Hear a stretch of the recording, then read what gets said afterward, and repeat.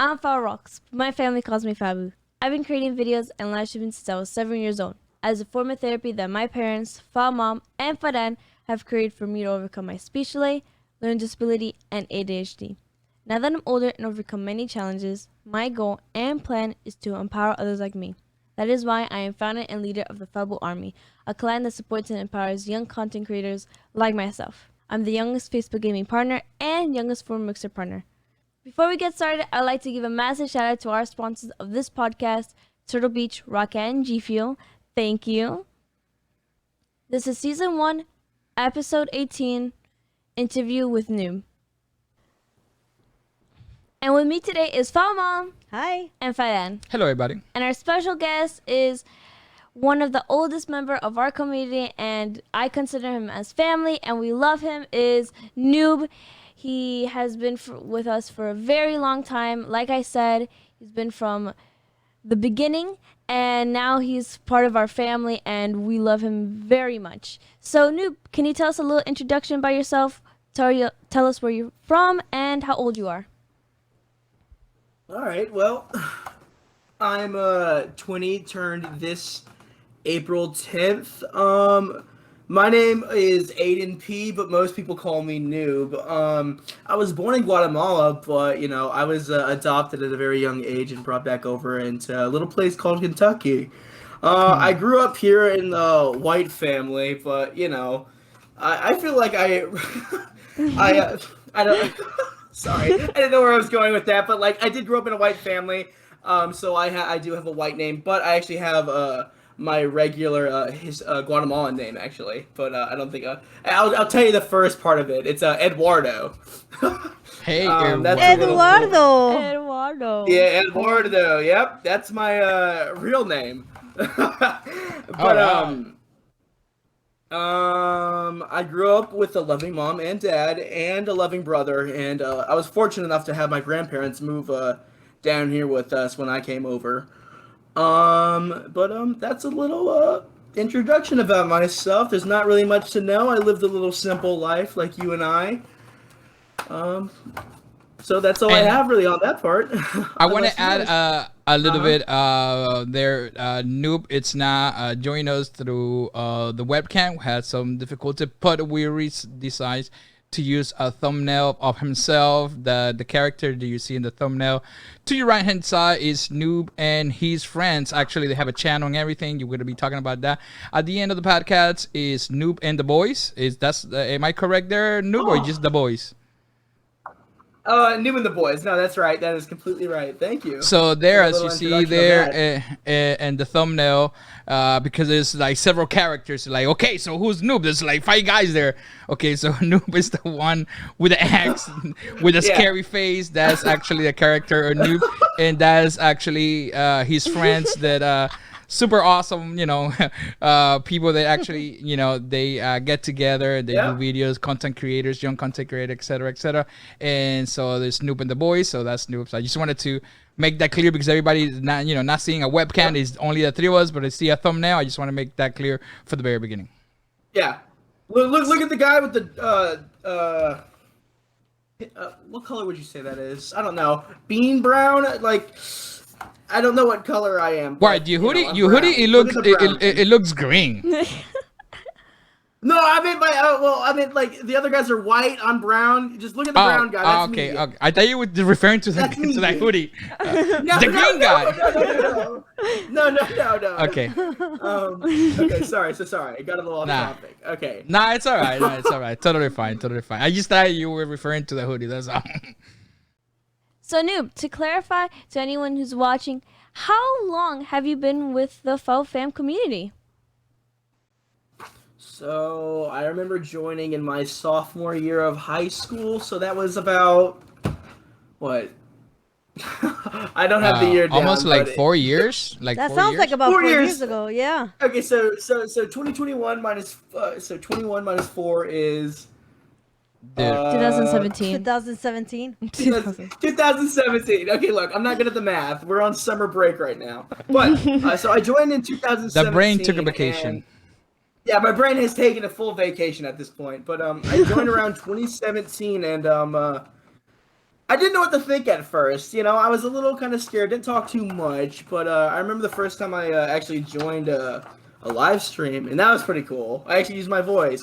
But as throughout the years of the community, I met more people, and some people came and go, but I always stuck around, and I found it fun, and I'm in my 4th year now, and I'm here now doing this little podcast with you guys. So that's how long I've been here. I'm one of the old ones, I think.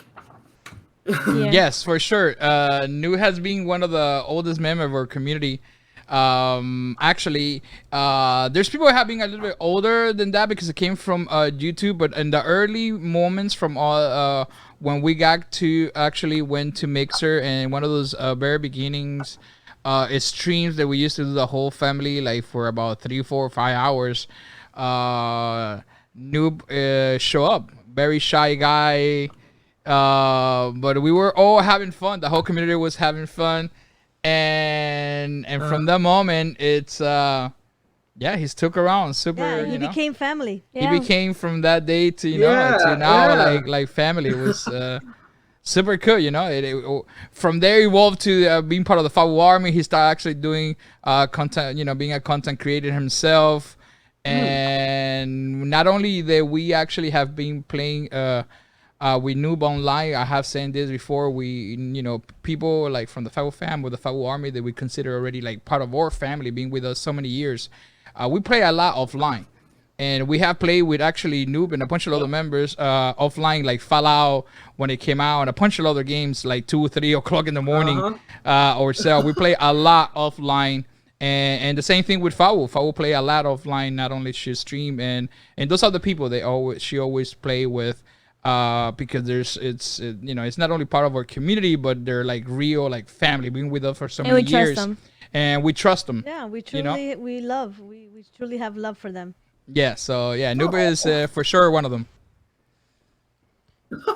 Yeah, I like. Do you remember when someone cut his hand and had us up worrying about him all night long? And God, I didn't cut my hand. I didn't do it. No, I can't believe you let your friend. I can't believe you let your friend cut you. That's like the confusing. It was an part. accident, people. I protected myself in that situation, but it was a good laugh later. But yeah, you guys talked sense into me on going to the hospital, and I did. I got it stitched up. So NOOB, besides gaming, what other hobbies do you do? Myself, I don't actually know. So tell us. Yeah, I don't know. All right, well. So one of my hobbies that I do other than gaming is, like you said, editing. I do a lot of editing in my free time, and now the type of editing that I like to do particularly is gameplay, like of friends just hanging around and stuff like that. But I've been diving into new things recently, like live action stuff. I haven't yet to put out that work yet, but I am enjoying it. But that's one of my other editings. And then for my other hobbies, I'm pretty basic. I go hang out with friends, watch TV, Netflix, all that stuff. But I'd say the really interesting one is the editing, because you guys actually got me into it, really. With you guys supporting me and stuff. I didn't think I could ever do it, but I kept posting my stuff, showing you guys, so it really helped sprout that idea of that hobby, and I love it now, and I'm actually going to college for it now. It's a hobby. Awesome. It's a hobby and a career choice now. Wow. Awesome, Yeah. awesome. You're coming out a long way for just That's so nice to curiosity. hear. Like, how can I do this? How can I be able to, to edit this or create something, always in the lookout for like, how can I create something? And look at you now, creating. That's awesome. Yeah, thank you. So that's a little bit of my hobby. So NOOB, learning that you started doing editing, actually, I'm learning to do editing recently. Let's talk about more serious and about mental health, and tell us a little bit about your ADHD. So I guess we could start off my ADHD. I've been medicated since I was in the 7th grade. And I say medicated because I took a little thing called Vyvanse. I don't know what it is quite, but it helps me focus a little bit. And some people I know aren't comfortable with taking pills, but there's just some times where I just can't focus like that, and it's not that there's anything wrong with me, it's just that I'd rather not sit there and read a page 50 times just to get it down when I could just do it in one go. So, I mean, I could talk forever about the medication that I do take, but I'll spare you from that. Is there anything? How old were you when you were diagnosed? So I was diagnosed. I don't know that for certain, so I really can't give you an accurate date. But I know I was taking it at least since like the second or third grade. So when is that? What grade or how old are you usually when you go into those grades? So like 7 or 8 years old. You were 7 or 8 years old. diagnosed, Yeah. I'm guessing. Yes, that's about right because I've been taking it forever. My dosage is up to 90 milligrams now, and that's a abnormally high dosage. But it's I don't find anything. I mean, maybe there's some health risks, but I mean, I don't find anything wrong with it. If I have to take it, I take it. But there are some days where I don't take it. Because like I'll just be sitting here doing nothing, and sometimes it turns me into a zombie. And I say zombie because it doesn't put me in a social mood. It makes me like I'm here to focus and do work right now. I'm not here to, socialize or play around. Yeah, I'm not. Yeah, I'm here to work. But I guess that could be seen as one, a little bit my ADHD. That could be my one like I don't like that, but I do what's necessary. But yeah, and you take it as you say as needed or whenever it is do you feel that you need that extra push because I guess based upon what you're saying is that you're being older, you realize when do you need that extra push and when you don't need it. So based upon those needs, you say, okay, I feel that now I need that extra push maybe for an exam or something. I don't want to be 3 hours flipping to the same page and maybe not getting it. Exactly. I want to flip to that page within an hour and actually get it because I need to get serious about this exam. So it's totally understandable. It's not. I mean, it's not only just to cut time. It's just like I was saying. Like when I read a book, I could read it. Like I could read it out loud to you, and we could be sitting there and doing. I'd tell you every word, but I would literally like look away for a second, and I would not be able to tell you what that page was about. Right. And so I need to have it for days like that. Yeah. So Noob, I want to ask, what does ADHD mean to you? Does it mean negativity or positive? I see positive because it makes me more creative. What does it mean to you?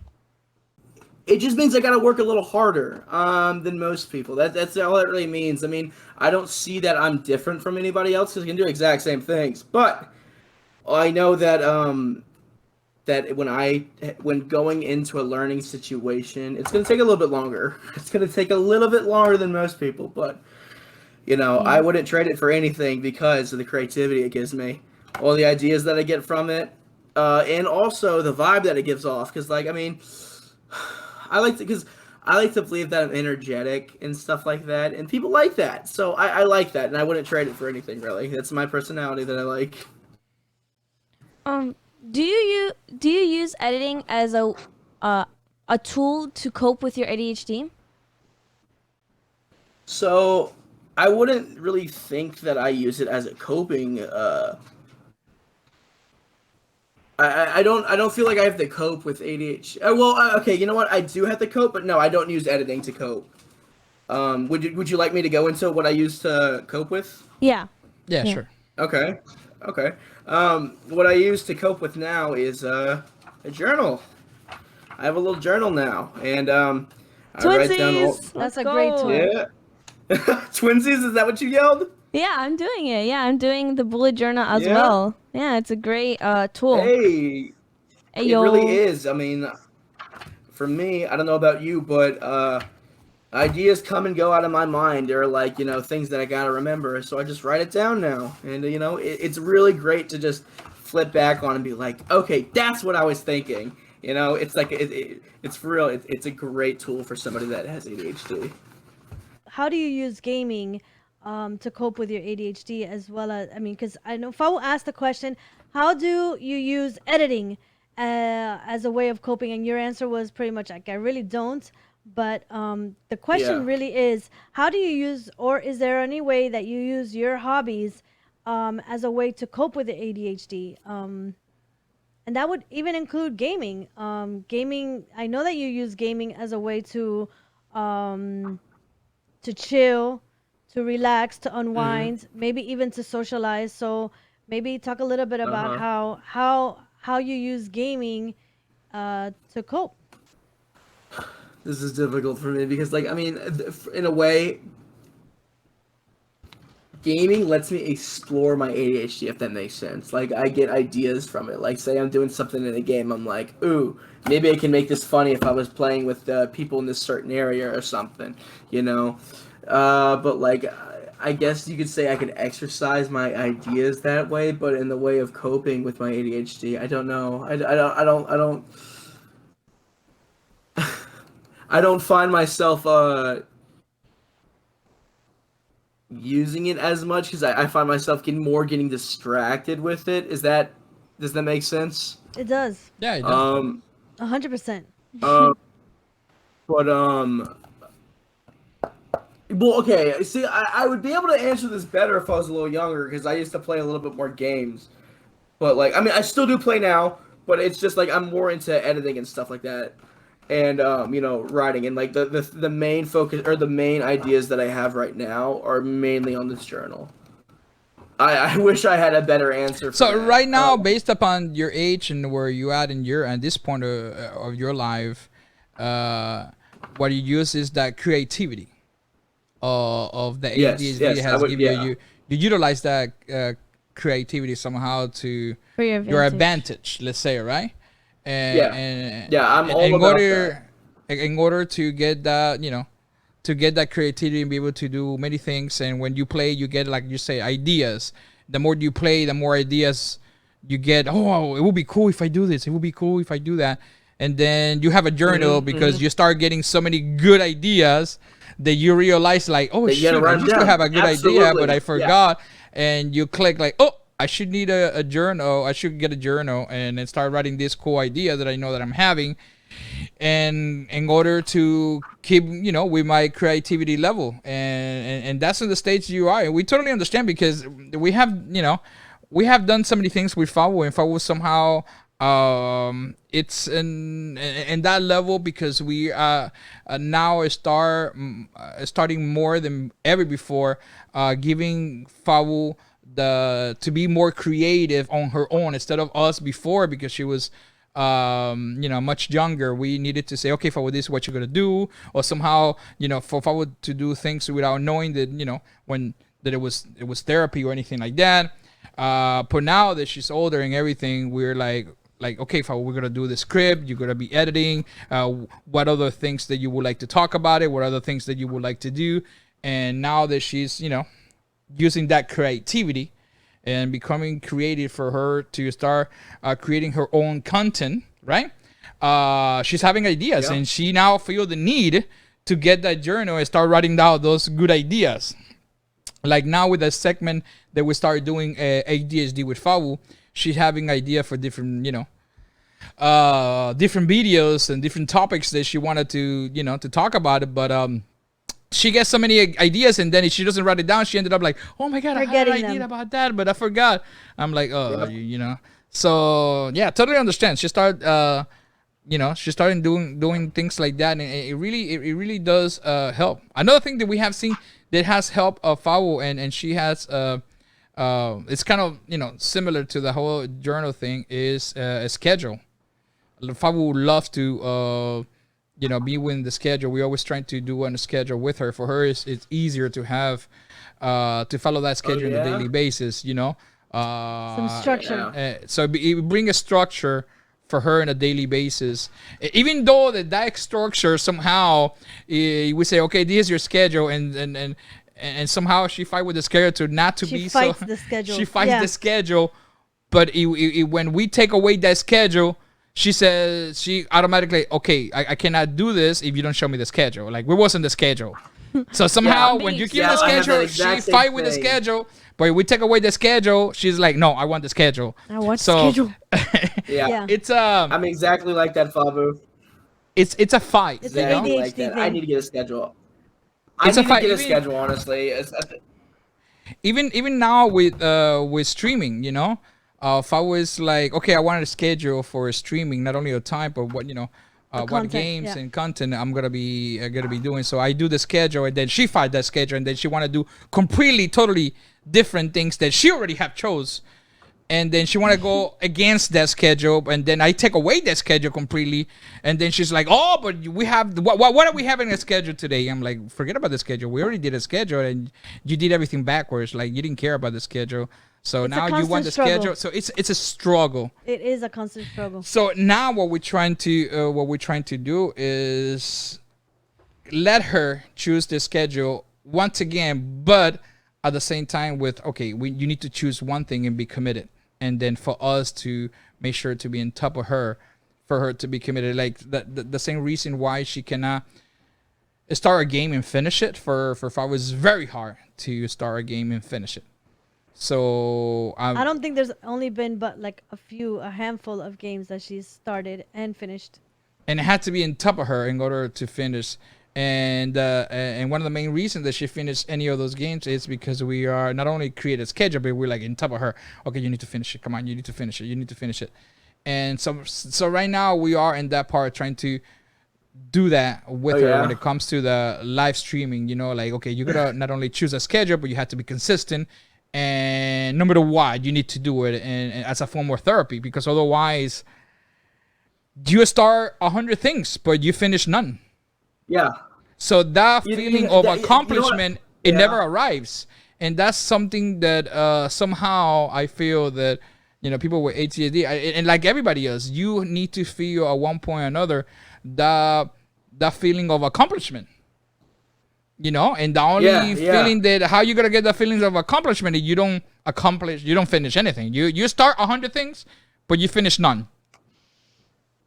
So you're gonna start feeling bad about it.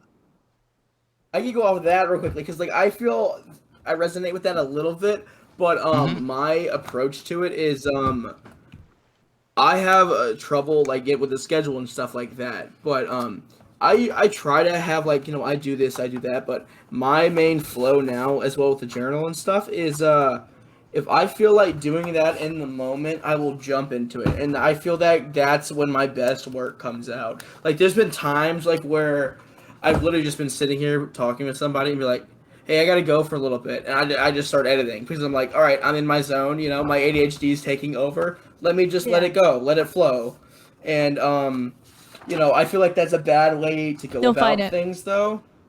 Yeah, I don't fight it. I literally just I'm like, all right, take me somewhere. And I have about, I'll list you off. I'll open up my Premiere Pro and tell you how many videos I have going on. None of them are like close to being done, but I'm not rushing them. I'm letting my creativity. Like these are going to be the ones that like cook a little bit longer, but I feel like they'll come out a little bit better. I have 1, 2, 3, 4, 5.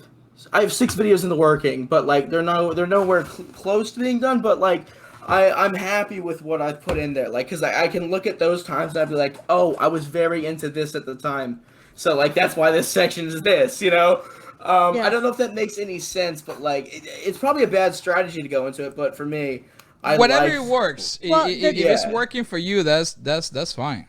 But the thing is that that was like a hyper focus in that moment that you deviated and you were hyper focusing on something that you were interested in at that time. But like, how do you prevent yourself from then, instead of hyper focusing on something that you're doing that is productive, let's say, right?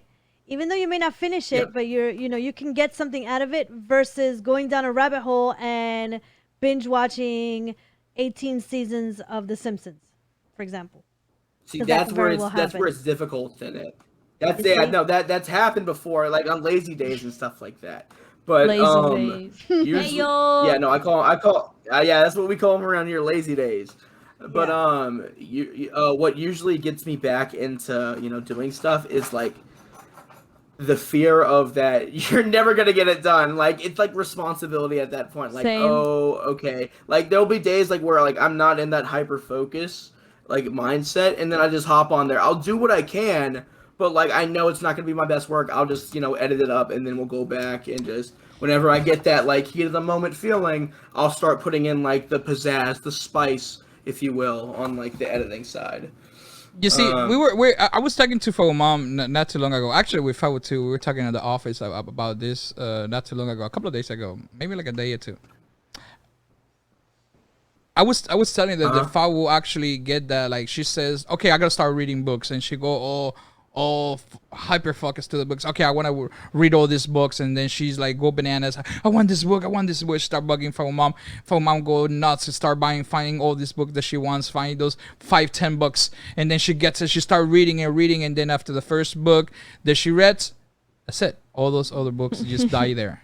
And because as a mother with ADHD, I get equally as excited, and then I'm like, I jump on and I'm like, okay, this is the moment that it's gonna be different. So I get caught up, and I'm like, I fuel the fire, and I go and I do buy the $100 worth of books, and then to me, my point of view on that is totally different. Why? Well, first of all, I don't have ADHD, but I do have OCD. I was diagnosed with OCD as an adult, right? And it doesn't mean that I had that I had my OCD when I was adult. No, I had it all my life, I believe. I was just diagnosed very late, unfortunately, as an adult.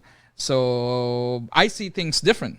And when it comes to when you do something, I need to do it at the moment, because I learned already that with OCD, if I start, let's say, editing a video, I cannot leave that video to cook, as you're saying, right? I cannot leave the video. No, I'm gonna do a quarter of this video, because later on I'm gonna add something more. I gotta be more creative. I gotta be cooking there, because it's gonna be a fantastic video. Because if I think like that, I let my OCD take control, and guess when I'm gonna finish that video?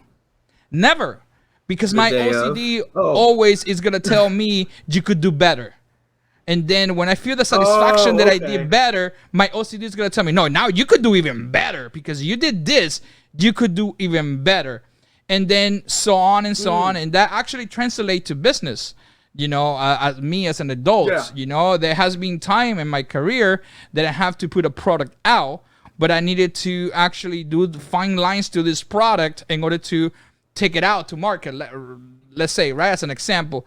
And then I do everything that I needed to do to this product to take it out to the market, but then I put it back. I push it back because it could be even better. And if it's better, it's going to have a better, outcome. So I push it back, trying to do better. And then when I do it better, I'm like, but you know what? I can even do better. And I see my OCD taking control there. I overthink things, not knowing that you could just, to a certain degree, that you could just let it be, and then learn from that to the next time you do better, or you improve. When, let's say, in that example, as a product and a marketing or in business, you would improve into that product. It's like any software, any product that you see out there, they will have updates later on. It would have 100 updates. Yeah. Why? Because you're getting those bugs and they're getting better and better and better.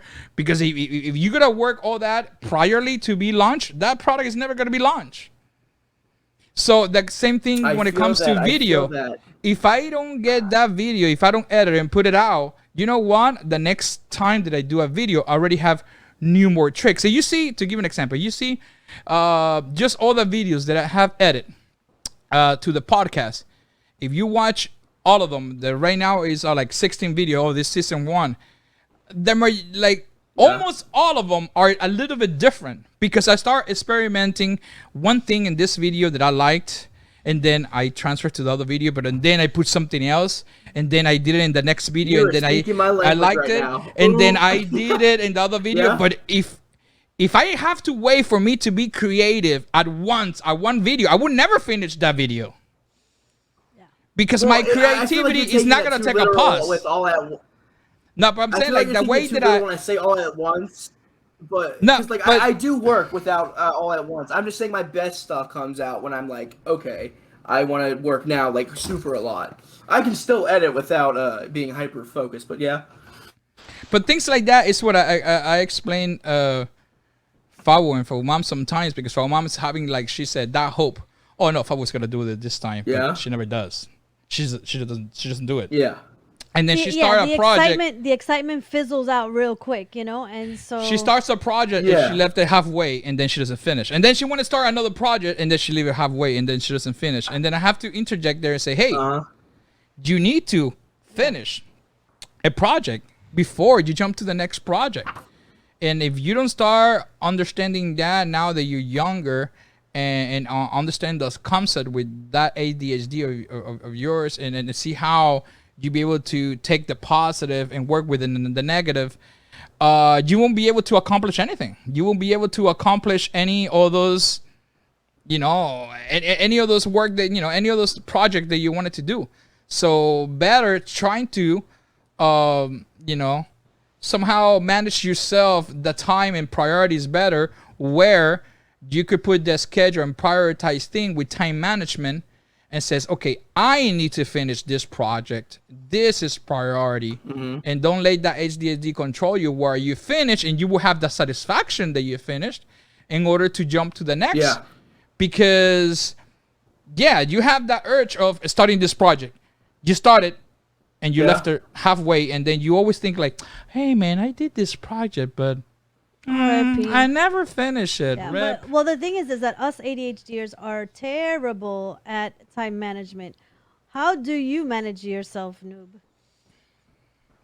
So, like, as in, like, how with do you my manage daily your schedule time? of Yeah, college, like or what? yeah. With editing. Well, your daily schedule. So, all right. So what I do is I wake up every day at 8. If I have to garden that day, I'm usually out there to 12 p.m. I take a shower, then I go work out, and then I come back. I sit down, I edit for a while, and then I go off to meet up with friends, either out because it's summer, or I get online and I start recording and just getting clips and seeing if it's good or not. You know what I mean? But usually that's my kind of day. It's just it's a simple one, but you know. But it's a no matter what. Like, for example, waking up at 8, that's a no matter what, or are you flexible with that? So right now I've been flexible with it, but usually, you know, it's been like 8 a.m. Right.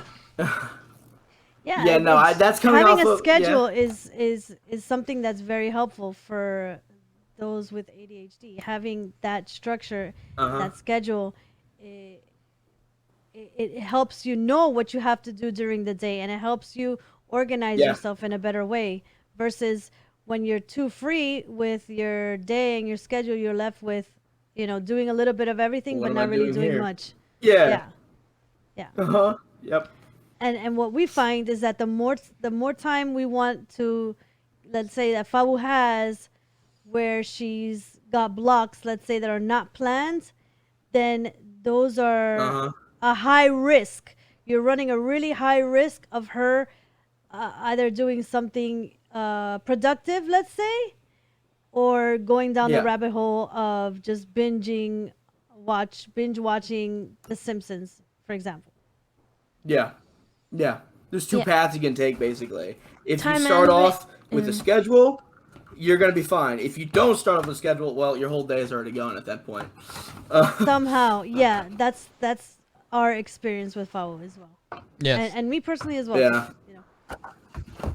And then once you're down that rabbit hole, it's really hard to like pull you back out, you know? Yeah.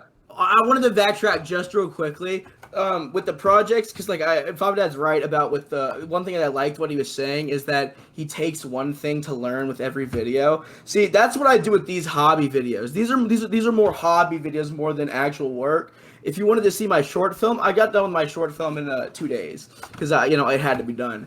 But with these hobby videos, the reason I slow cook them in a way, and I feel like that it's better a little bit, is because I get to work with what I'm playing with. Either it could be I'm changing colors like a rainbow color, filters like that, or I'm learning to rotoscope.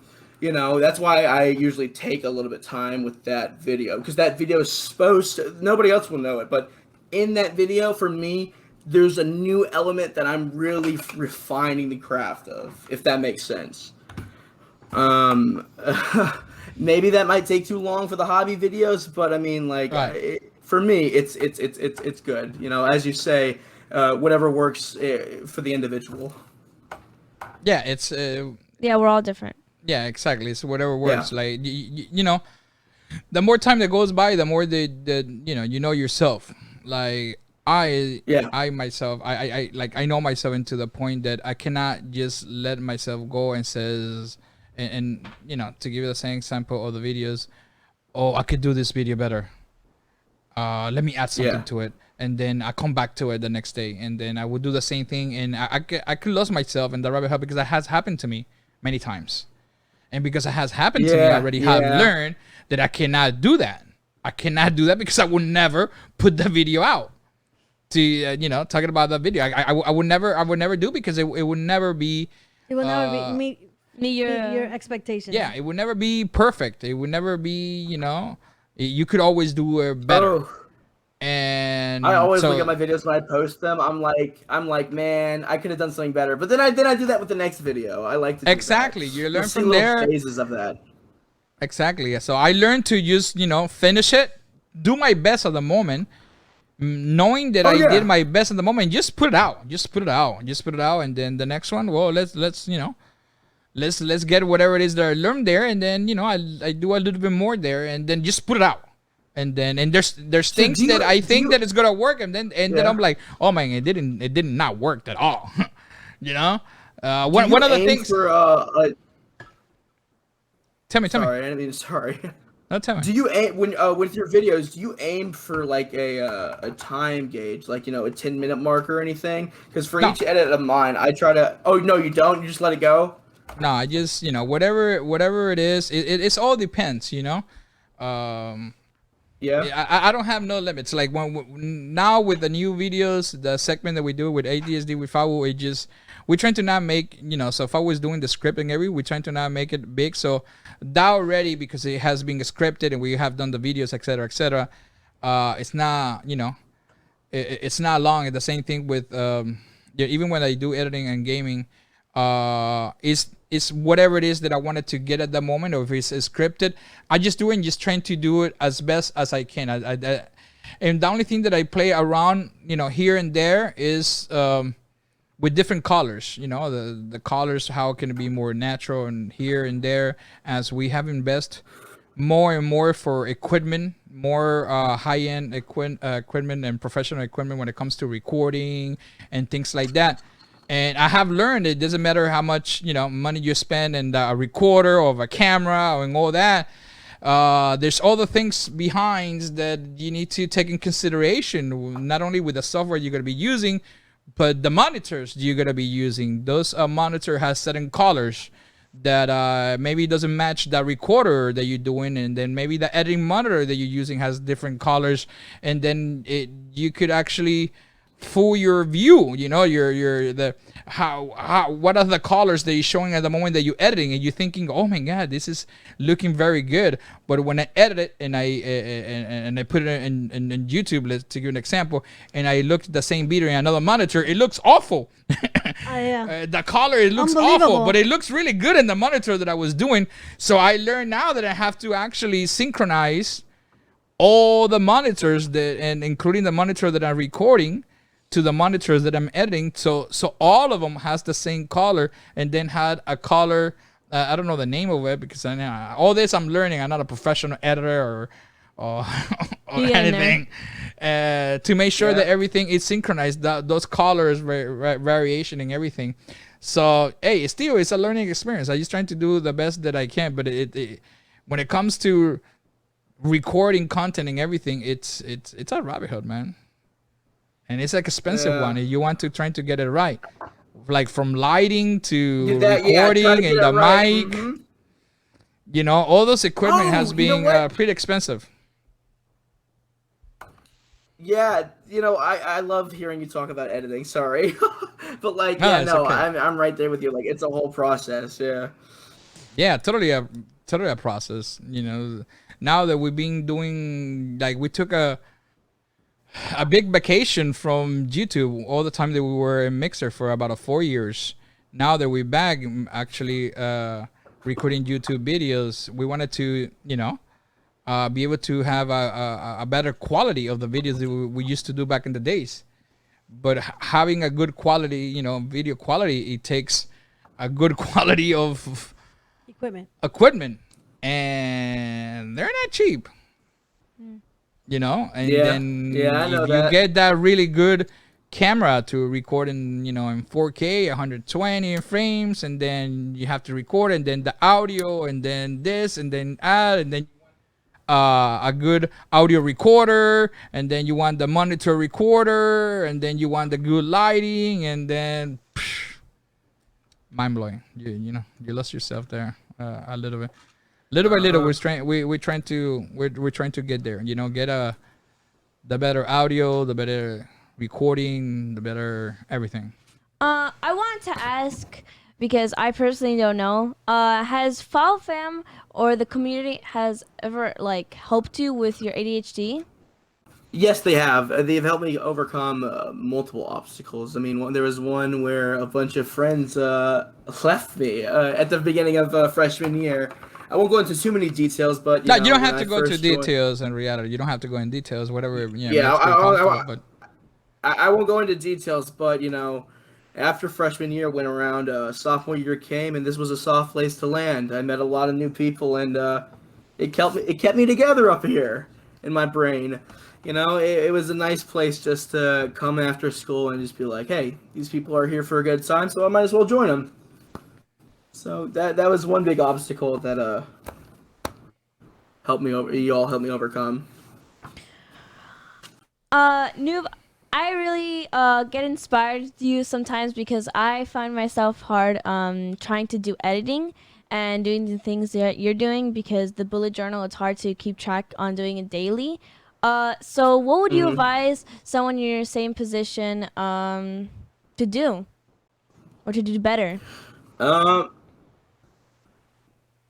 I mean, I'm still trying to figure things out, but one thing that I can advise is just to keep your head up, and that it's not it's not a race. Everybody goes at their own different paces, and it might take you a year or two to get it down, or it might take you 3 years. It doesn't matter. Just as long as you love what you're doing, keep your head up and just go for it. I mean, just don't give up. When you give up, that's when you lose. That's when you lose, and you don't want to get to that point. You can, but you just got to get up after. But that's my only advice to somebody. Nice. Sorry. Yeah, having I like that. Yeah, I like that. A good support system around. It's always, it's always a good thing to. A good plus. A good thing to have. To add a little bit of the previous question is, Noob always has been being part of our community for a long time, as we say before, and always he's been part of, as we have been part of, and as a support system for him whenever he needed, but he has been reciprocal with that big time with us in the community. That whoever in our Discord say something they need help, or you just want to chat or want to something, and he feels that somehow he needs a help as a support system. The first one who always jump in is Noob. And always has something positive to say. Always in a positive state of mind, always with good advice, always with, okay, let's just, game, let's just play, let's do this, let's focus on this, let's do this, let's do that. And never negative vibes. So get rid of those negative vibes. Everything always has been Noob, and he truly understands that. A good support system, it's always, that support system, it could come from your friends, it could come from the family, it could come from, especially when you are a gamer, and you have a community of gamers, it's easy to say, hey, let's jump to what we used to do. Let's say, to good example, let's jump to Fallout, and you start playing Fallout, you start talking about, it's not even about the game, you just talk and chill and relax, and time goes by and you feel good. You were able to, to let things out, to talk, to chill, to laugh. And that's it. That was without knowing, it was an hour of therapy section, let's say, right? Yeah. And you feel super awesome after that. And Noob always has been part of that support system. So just wanted to point that out somehow, because it's always very kind words, man. Yeah, it's we love you, Noob. it's always, from the people they always have talked, it's always important to have that support system. And the support system, it doesn't mean that it has to come always, from your family. It could come from friends and people that not even are your friends yet, but there could be if you give it a chance. A lot of people feel that they just, oh man, I don't have nobody, I don't have friends, and the first thing as an instinct is to alienate themselves. Don't want to put themselves out there, not to say hello, help, or hey, I feel bad, or say hey, I have this issue, whatever. And in our Discord, we always leave it open for people to express themselves in that way. And the first thing that we see people are acting like that is jumping it. And NOOB is always the first one to jump in it, and that's awesome to have people like that, that cares about others, and maybe he never had met that person before, maybe he's brand new to the community, and he doesn't hesitate twice just to jump in and say, hey man, what game do you play? Oh, you play that, so let's go, let's jump on it, let's chill, let's talk about it. And that's awesome. That's awesome to have that type of support system. That once again, it doesn't have to come from the friends and family. Maybe it comes from people that you don't even know, and then they become your friend. That's somehow how it started with a lot of members of the community, including NOOB. Look, 4 years down the line, he's part of the family, and so just to let people out there, doesn't matter you have ADHD or whatever it is, depression, anything you have. Be brave, and sometimes let yourself, be out, put yourself out there a little bit. It doesn't have to, once again, it could be just a friend that you don't even have met, and you could actually meet that friend there in that community. So NOOB, to wrap it off, can you please tell everyone where they can find your amazing content? You can find me on YT at Noob and the Boys, and on Twitter at Noob and the Boys. All one word though there. And those are really the places that I am the most active on. I mean, you can find me on Discord in the FabuRocks server, but, that's about it. You said your YouTube channel, right? You said your YouTube channel too? Yes, sir. Yes, sir. What is it again, your YouTube channel? Noob and the Boys. Noob and then the symbol and the boys. Okay. I don't know what actually the symbol means, but the word for it. But, yeah, you guys understand. Yeah. And that's a wrap. Thank you, NOOB, and thank you, Fada and FabuMom, for an amazing episode. You guys were awesome. Before we end it off, I would like to give a humongous shout out to our sponsors of this podcast, Turtle Beach, Rocket, and G Fuel. You guys are awesome. And if you haven't accessed any of the previous episode of the podcast, you could access them on FabuRocksPodcast.com. And like always, just be yourself, because that is Fabulicious. Bye. Bye. Bye.